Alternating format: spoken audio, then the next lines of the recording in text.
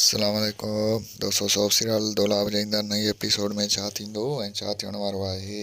हिन जी तफ़सीलात ॼाणण लाइ जेकॾहिं बि असांजे चैनल ते नवां आहियो त महिरबानी करे असांजे चैनल खे सब्सक्राइब कंदा, जीअं हर ईंदा नई ख़बर जल्द खां जल्द तव्हां ॿाहिरनि ताईं मुहैया थी सघे।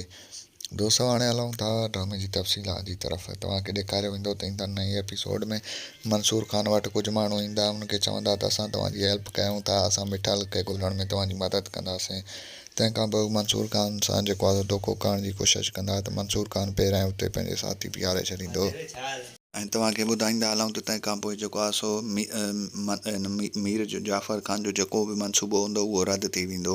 ऐं होॾो वरी तव्हांखे ॿुधाईंदा हलूं त सोडल हिकु नवां मनसूबा तयारु कंदो, जंहिंजे तहत तूं चाहींदो त मां पंहिंजे सौट खे उतां आज़ादु करण जी कोशिशि कयां। बहरहाल तंहिं हूंदे बि बार बार नाकाम वेंदो। थी सघे थो त पॉसिबल चांसिस आहिनि त उतां छॾाए वञे।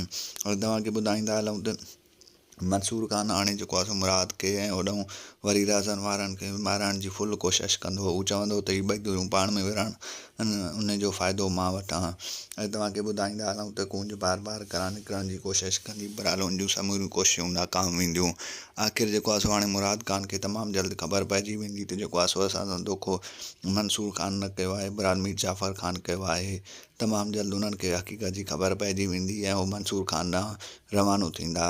ऐं अवां ॿाहिरनि खे ॿुधाईंदा हलूं त ड्रामे में हिकु नओं ट्विस्ट पैदा थियण वारो आहे। तमामु जल्द अवां ॿाहिरनि खे ॾेखारियो वेंदो ऐं ड्रामे में हिकु नवां मोड़ बि अचण वारा आहिनि। ऐं ड्रामो तव्हांखे ॿुधाईंदा हलूं 100 किस्त खां पोइ हीउ ड्रामो ख़तमु थी वेंदो। जी हाँ दोस्तों, अव्हांखे मुंहिंजो रिपोर्ट कीअं लॻो कमेंट में पंहिंजो राय ॾींदा वठंदासीं। इजाज़त मिलंदासीं नई वीडियो में, तेसिताईं रखंदा पंहिंजो ख़्यालु, ॾींदा इजाज़त।